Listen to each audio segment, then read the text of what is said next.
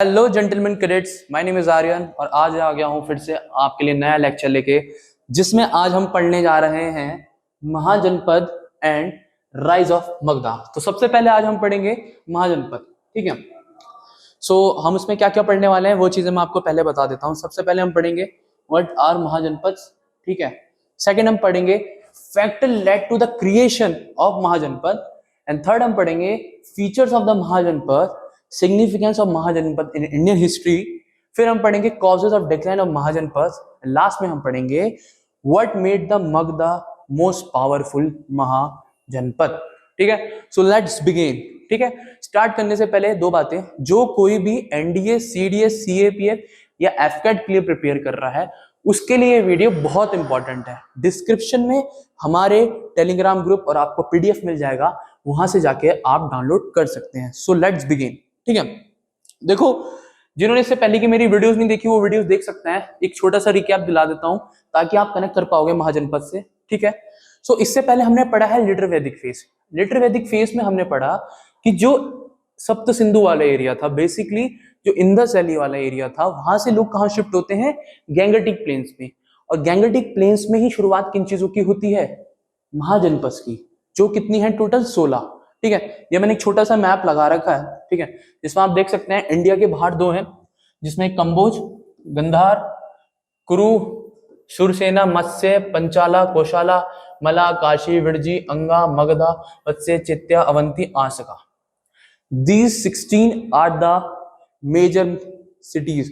जैसे आज के टाइम पे मेट्रोपॉलिटन सिटीज होती है, इसी तरीके से उस टाइम पे हमारी 16 महाजनपद थी, ठीक है। चलिए आगे बढ़ते हैं। ओके, व्हाट आर महाजनपद, ठीक है। बेसिकली वो जो टाइम था वो था 6th सेंचुरी बीसीई का, ठीक है। अब यहां से एक बहुत इंपॉर्टेंट चीज आती है, यहां से क्वेश्चन भी बनता है, ठीक है, कि 6th सेंचुरी बीसी इतनी इंपॉर्टेंट क्यों है। तो पहले चीज ये थी हमारी सेकेंड अर्बनाइजेशन। फर्स्ट हमारी अर्बनाइजेशन कौन सी थी, फर्स्ट सिविलाइज सोसाइटी वो थी आपकी इंडस वैली। और सेकंड कौन सी थी, 6th सेंचुरी बीसीई। क्यों, देखो इसको सेकंड अर्बनाइज इसलिए बोला गया, अर्बनाइजेशन या सिविलाइज इसलिए बोला गया, इसके पहला रीजन है थिंकर्स। ये वो टाइम था इंडियन हिस्ट्री में जब बड़े बड़े थिंकर्स का जन्म हुआ, जिसमें आपका आता है बुद्धा, जैनिज्म, ज़ोरोस्ट्रियन जो पारसीज वाला रिलीजन होता है, आपके सुक्रेट, ऐसे बड़े बड़े थिंकर्स पैदा हुए, ठीक है, धरती पे, ठीक है। एक ही रीजन था। दूसरा इसमें एक रीजन आता है, वो है आपका iron age. You all heard about iron age, ठीक है। आयरन एज लोहे का इस्तेमाल शुरू हो गया था।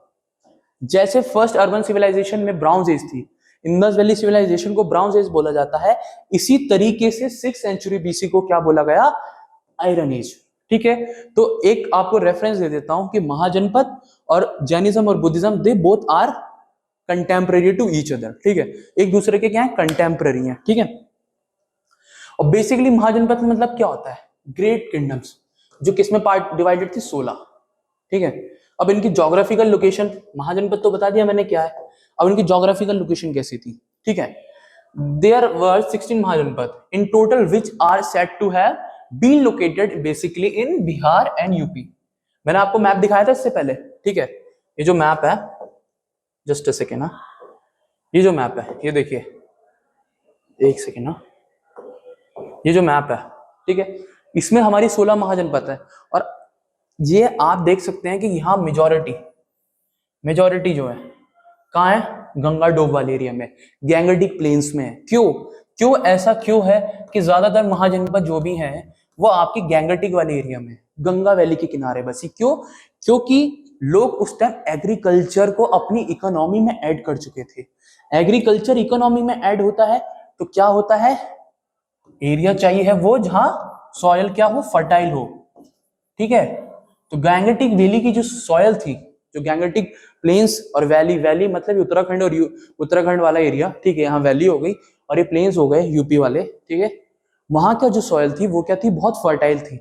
इस वजह से आज भी इंडिया की मेजॉरिटी ऑफ पॉपुलेशन इस एरिया में स्टे करती है, ठीक है। और यूपी ही सबसे ज्यादा पॉपुलेशन वाला स्टेट है, ठीक है। Just a second.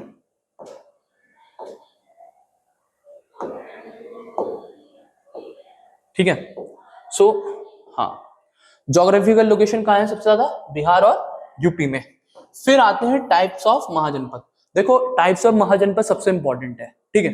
ये तो पता है कि 16 महाजनपद थी, ठीक है, लेकिन टाइप सबसे इंपॉर्टेंट आ जाती है। क्यों? क्योंकि दो टाइप की महाजनपद थी, ठीक है। एक थी आपकी रिपब्लिक, ठीक है, रिपब्लिक, और एक थी आपकी मोनार्की।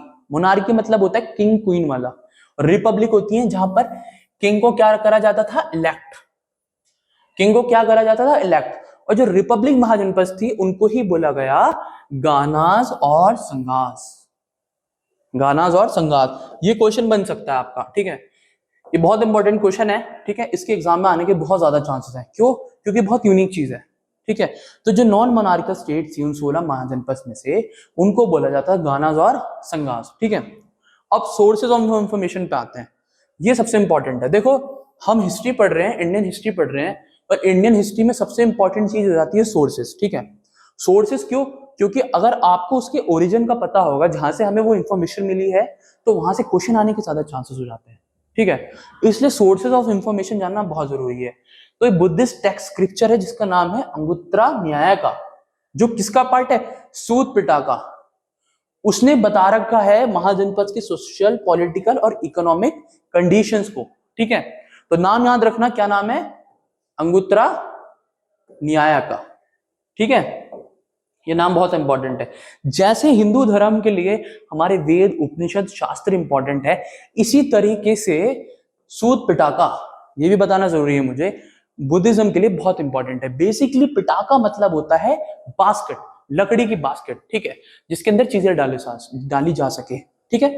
और सूत पिटाका क्या है? एक ग्रंथ है बुद्धिज्म का, जिसमें बुद्धिज्म से रिलेटेड बहुत सारी चीजें लिखी हैं। और ये तीन चीजें हैं, एक है आपका सूत पिटाका, एक है आपका विनय पिटाका, और एक है आपका अभिधम पिटाका, ठीक है। ये तीनों पिटाका क्या है? एक तरीके से सोर्सेज ऑफ इंफॉर्मेशन है टू नो बुद्धिज्म, ठीक है, जिसमें हर चीज लिख रखी है। जब हम बुद्धा पढ़ेंगे तब उसमें ये चीजें और अच्छे से डिस्कस करेंगे, ठीक है। अदर सोर्सेस क्या है? अदर सोर्सेस है महावस्तु। ये क्या है? ये भी एक बुद्धिस्ट वर्क है, ठीक है, टेक्स्ट है ये भी। और जैनिज्म टेक्स्ट क्या है जिसमें महाजनपद के बारे में बताया गया है? वो है आपका भगवती सूत्र। नाम याद रखिएगा, भगवती सूत्र, ठीक है। A Jain work it give a widely different list of the 16 महाजनपद, ठीक है। चलिए आगे बढ़ते हैं। तो यहां से हमने जाना, अगर आप इसको छोटा सा मैं आपको एक समरी दूर रिकैप करूं, तो हमने जाना महाजनपद क्या है। महाजनपद बेसिकली क्या है? ग्रेट किंगडम, जो 16 है टोटल। और इनकी ज्योग्राफिकल लोकेशन क्या है? बिहार और यूपी, मेजॉरिटी, ठीक है। टाइप्स ऑफ महाजनपद कितने तरीके की होती है? दो तरह की होती है। एक होती है नॉन मोनार्कल और एक होती है मोनार्की, ठीक है। नॉन मोनार्कल वाले को क्या बोलते हैं? गानाज और संगास, ठीक है। सोर्सेज ऑफ इंफॉर्मेशन अंगुत्तरा न्यायिका, जो किसका पार्ट है? सूत पिटाका, ठीक है। महावस्तु जो क्या है? एक बुद्धिस्ट टेक्स्ट है, ठीक है। और इसी सूत पिटाका का जो अंगुत्तरा न्यायिका है, उसमें किस चीज के बारे में बताया गया है? सोशल और पॉलिटिकल इकोनॉमिक कंडीशंस के बारे में।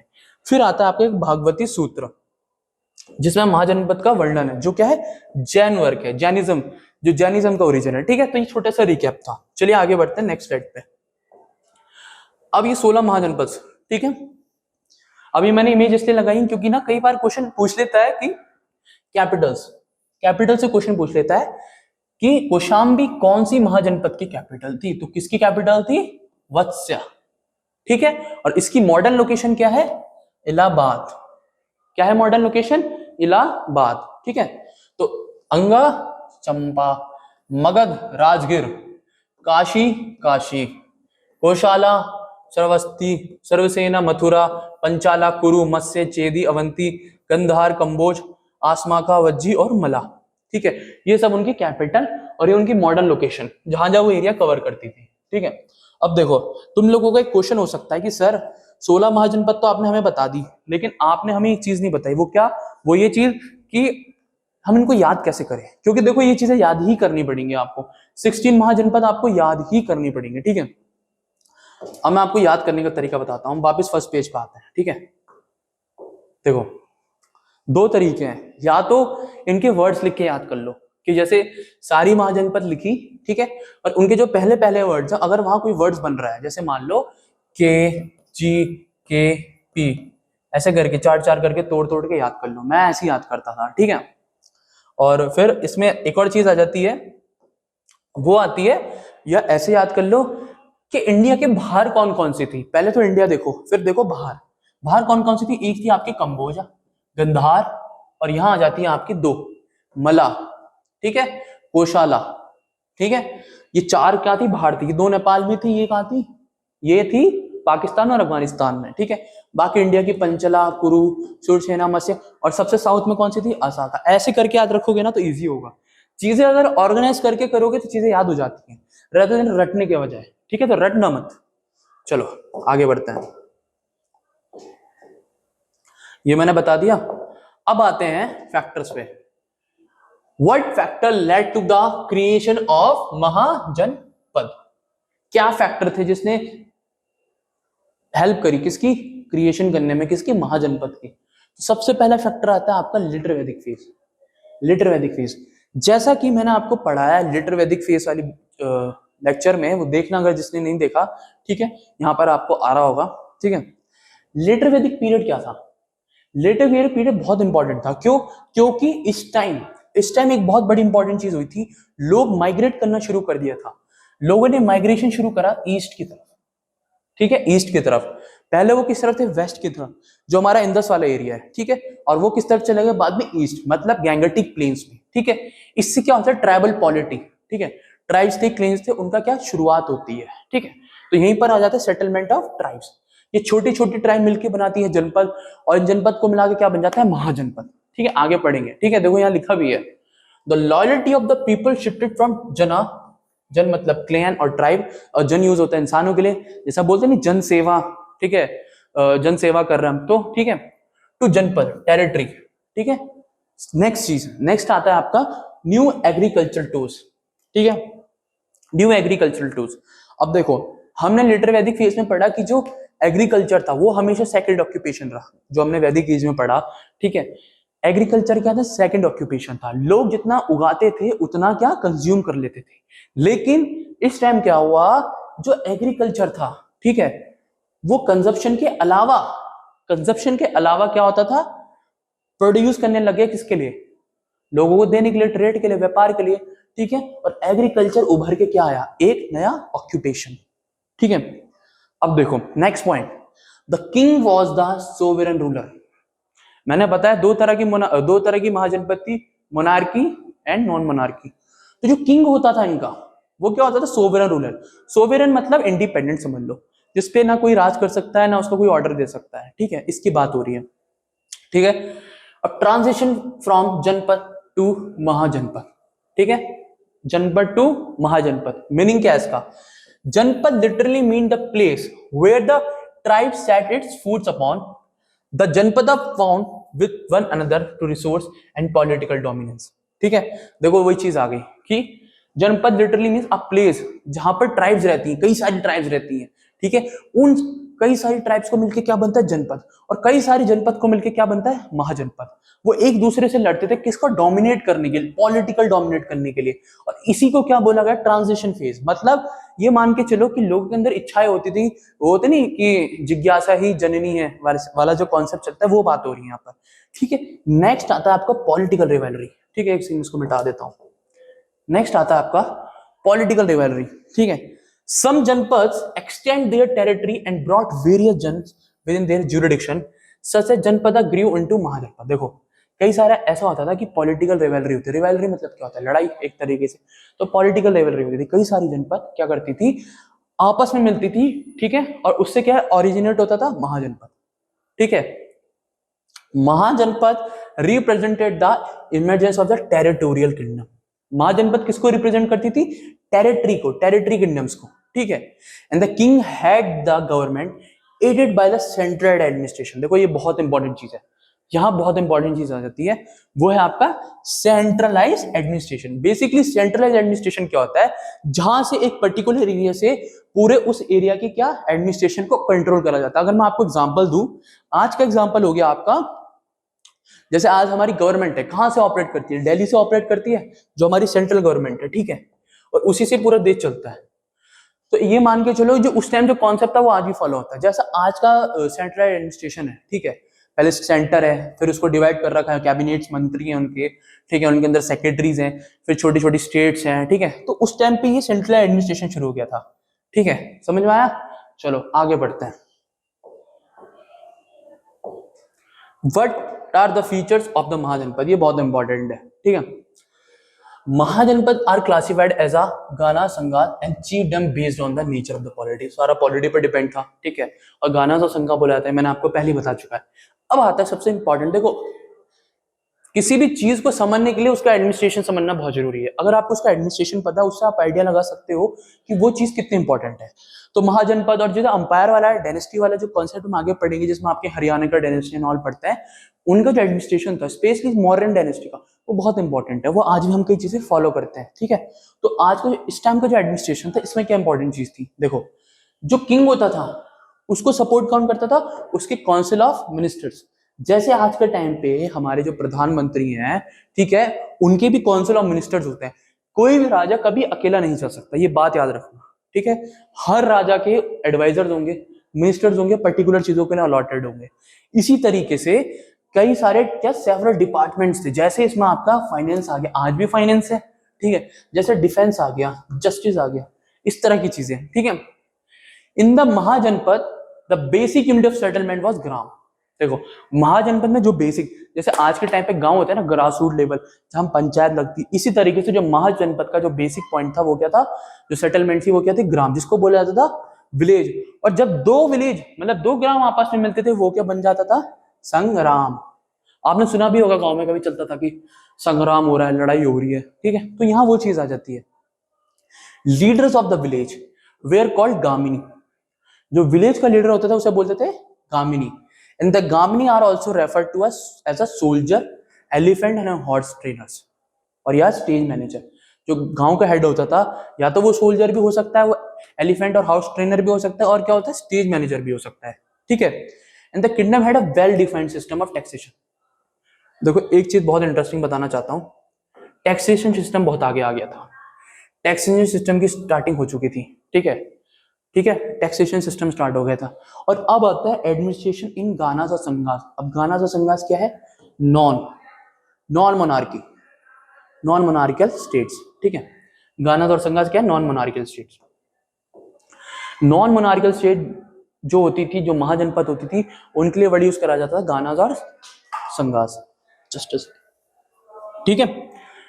तो यहां जो सिस्टम था वो था ओलिगार्चिकल। अब पूछ सकते हो सर, ओलिगार्चिकल सिस्टम क्या होता है? ओलिगार्चिकल सिस्टम ये होता है कि पर्टिकुलर ग्रुप, कुछ पर्टिकुलर ग्रुप ऑर्गेनाइजेशन के लोग चूज करते थे किसी बड़ी ऑर्गेनाइजेशन के किंग को। इसी सिस्टम को बोला जाता है ओलिगार्चिकल सिस्टम। देखो यहां लिखा भी है, administration was run by elected king with the help of large councils और असेंबलीज। उन किंग को कौन असेंबल, कौन हेल्प करता था? जो काउंसिल्स होते थे। लेकिन किंग को चूज करने का तरीका जो होता था, किंग को चूज करेंगे, ठीक है, जो किंग को चूज करा जाता था, उस किंग को चूज करने के तरीकों को ही बोला जाता था ओलिगार्चिकल सिस्टम, ठीक है। ओलिगार्चिकल सिस्टम मतलब पर्टिकुलर लोग हैं, कुछ लोग हैं, ठीक है, जो किसी बड़ी ऑर्गेनाइजेशन, जहां से महाजनपद की बात हो रही है, उसके लिए किंग को क्या करते थे? इलेक्ट करते थे, ठीक है। चलो आगे बढ़ते हैं। और हाँ, आगे बढ़ने से एक बात, डिस्क्रिप्शन में पीडीएफ का लिंक मिल जाएगा, वहां से डाउनलोड कर लेना, ठीक है। चलो अब आता है सोसाइटी। उस टाइम की सोसाइटी कैसी थी? देखो, सोसाइटी के बारे में आपको बताऊं, उस टाइम की सोसाइटी में दो तीन चीजें बहुत इंपॉर्टेंट थी। एक था आपका मैरिज अलायंस, सबसे इंपॉर्टेंट चीज, सीरियसली सबसे इंपॉर्टेंट चीज। देखो, किसी भी चीज को चलाने के लिए, किसी भी एडमिनिस्ट्रेशन को चलाने के लिए, ठीक है, या किसी भी चीज को एक्सपेंड करने के लिए, बेसिकली किसी भी चीज को ग्रो करने के लिए, उस टाइम के हिसाब से अगर टेरिटरी की सेंस में बोला जाए, पावर के सेंस में बोला जाए, तो बेस्ट कॉन्सेप्ट होता था आपका marriage alliance. Best concept is the marriage alliance. क्यों? देखो, मान लो कंबोजा और गंधार है, ठीक है, गंधार कंबोज के बीच में मैरिज अलायंस है, तो वो आपस में लड़ेंगे? नहीं लड़ेंगे। वो अलग बात है, देखो एक्सेप्शन हर जगह हो सकते हैं, लेकिन इससे क्या होता था? टेरिटरी स्ट्रांग होती थी, ठीक है, ट्रस्ट बिल्ड होता था कि यार हमारी ये बेटी वहां है, इस तरीके से, ठीक है। तो मैरिज लाइन से क्या होता था ना, रिश्ते मजबूत होते थे, हेल्प करते थे आगे अपने एरिया को एक्सपेंड करने के। अरे ये तो नातेदारी है, रिश्तेदारी है, उनसे क्यों झगड़ा करना, आज भी चीजें चलती है। तो सोसाइटी में सबसे ज्यादा डोमिनेट था वो था आपका मैरिज अलायंस, ठीक है। नेक्स्ट आता है आपका कास्ट सिस्टम, जो पूरी तरीके से तो डेवलप नहीं था, बट चीजें आनी शुरू हो गई थी। बेसिकली उस टाइम की जो सोसाइटी थी सारी क्लास बेस्ड थी। मैं ये भी बोल सकता हूँ कि कास्ट सिस्टम उस टाइम प्रिवेल नहीं हुआ था, ठीक है, इतना कास्ट सिस्टम नहीं था, क्लास बेस्ड थी सारी चीजें, जिसमें आपके nobles, traders, farmers and labourers आ जाते हैं, ठीक है। और जो शूद्र होते थे, शूद्र जाति के लोग, ठीक है, जो उसमें जो पीसेंट्स होते थे, मतलब जो खेती करते हैं, उनके लिए वर्ड यूज करे जाते थे, एक था कासिका और एक था सत्रिका। तो ये वर्ड याद रखना है, पूछा जा सकता है, ठीक है, इंपॉर्टेंट है। चलो आगे बढ़ते हैं, जस्ट अ सेकेंड। अब आती है इकोनॉमी। देखो किसी भी देश या किसी भी राज्य, किसी भी चीज को चलाने के लिए इकोनॉमी की जरूरत पड़ती है, ठीक है। लेकिन जैसा हमने वैदिक एज और उन चीजों में पढ़ा, उसमें एक इंपॉर्टेंट चीज उछल के आती है, वो है एग्रीकल्चर। पहले हमने पढ़ा था कि एग्रीकल्चर सेकंड ऑक्यूपेशन था, लेकिन यहां आते आते एग्रीकल्चर क्या बन गया था, मेन ऑक्यूपेशन बन गया था। लोग लार्ज लेवल पे एग्रीकल्चर करना शुरू कर दिया था लोगों ने, ठीक है।